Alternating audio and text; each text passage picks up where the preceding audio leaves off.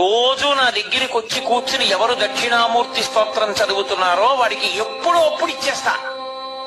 అథవా వాడి ప్రాణం పోయే సమయంలో ఆఖరి ఊపిరిలోనైనా ఇచ్చేస్తాను. ఇచ్చేసి కలిపేసుకుంటాను. అది చిన్ముద్ర.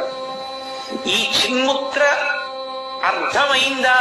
నాలుగవది దూరం చేసేది వంగిపోయి బ్రహ్మంతో కలిసిపోతుంది.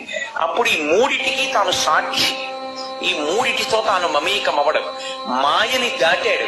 ఆ మాయ ఇప్పుడు ఆయన మీద అన్వయం అవ్వదు. ఎందుకంటే ఆ మాయని శివుడు కాలు కింద పెట్టి తొక్కి పట్టుంచాడు. చంపేయకూడదు. ఎందుకని? అజ్ఞానంలో ఉండి భగవంతుణ్ణి విడిచిపెట్టి మాకు భోగాలు కావాలని తిరుగుతారు కొంతమంది.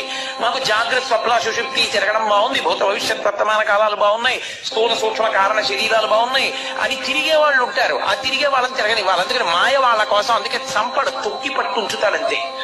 ఆయన నవ్వుతూ ఉంటాడు. నేను ఎవరి మీద పడాలో వాళ్ళ మీద పడతాను. చాలా మంది ఉన్నారు నాకు. ఒక్కడిని నువ్వు అనుగ్రహించు అని అందుకే తొక్కి పడితే వాడు తలెత్తి నవ్వుతూ ఉంటాడు.